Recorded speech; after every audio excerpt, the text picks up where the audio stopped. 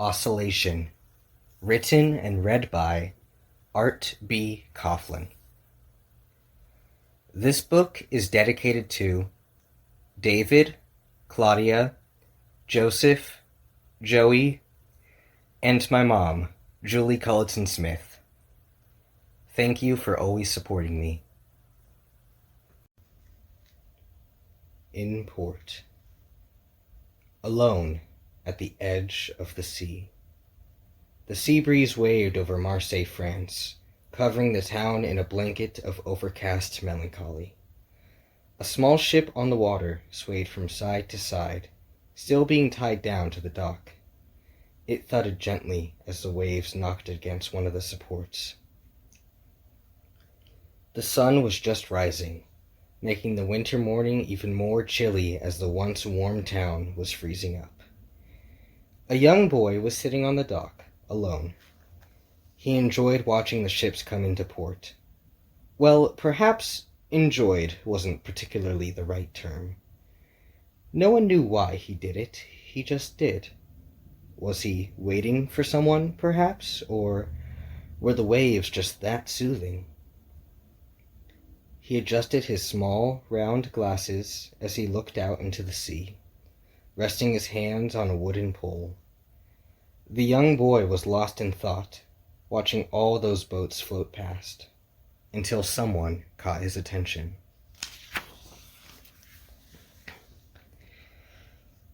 Bonjour, Simon. He turned around and met eyes with his father.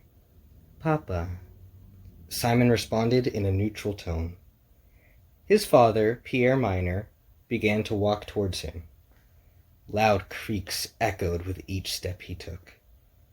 Pierre sat next to his son, looking out into the water for a moment before turning his gaze back to Simon. Simon looked up at his father. They shared a quiet moment together, watching the ship sail under the sun. How are you doing today, mon garçon? Simon sort of let out a sigh and a shrug, unsure of what to say. His father patted him on the shoulder in a loving way. Simon just continued to stare out into the never-ending ocean. Was it really never-ending? The vast blue stretched into infinity, or so it seemed. Simon wished he could see all of it someday, but he might have to stand on the moon to get such a view. He rolled his head over to look at the immaculate ships arriving into the pier. They were ships meant to import immigrants from across the sea. He seemed to look at them with a sense of longing, watching the people funnel out one by one. He wanted so badly to see the familiar yet unfamiliar face he'd only seen in photographs, but deep down he knew that could never happen. Simon, would you like to help me set up today? His father asked, breaking his train of thought. He didn't respond, he just nodded. Simon liked helping his father on the ship. It was one of his favorite things to do. Pierre grabbed a couple of hats from the deck and handed one to Simon. Each hat was branded with the symbol of the Stella Octangula. But the ones his father grabbed were special. Unlike the others, these two were captain's hats, while the rest were the crewmates. Simon always found the symbol that Pierre chose to be oh so charming. He didn't know why his father chose that to be his crew's motif, but all Simon knew was that Pierre chose it after he was born. He wore the cap with a dutiful smile and went to do whatever his father told him. Tighten the ropes, a wrench turn here, turn a screw there. It was all very tedious, yet oddly soothing. Working with his hands calmed him, distracted him. Lately, he had been thinking too much, as he thought. Simon often got lost in his head with impossible places and strange people. It was awfully disconnecting. And yet he still worked with that smile.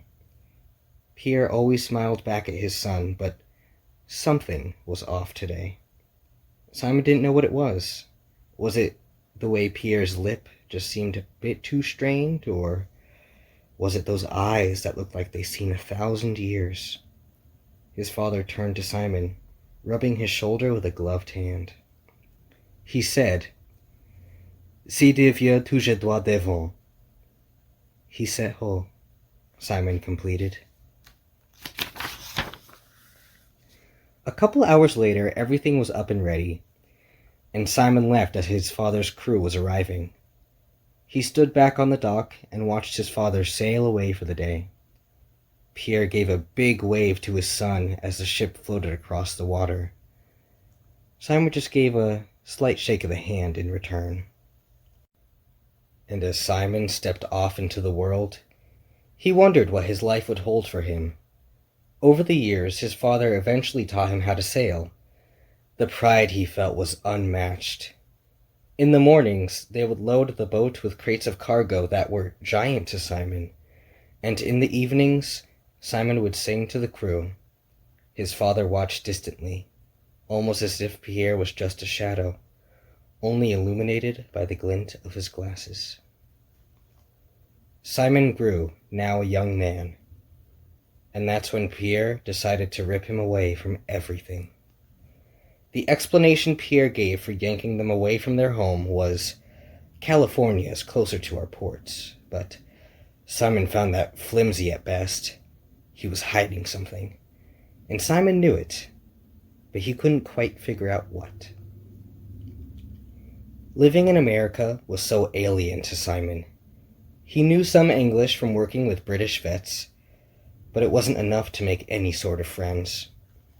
Resentment quickly crept into the back of Simon's mind, stowing and stewing there, growing, just as he did.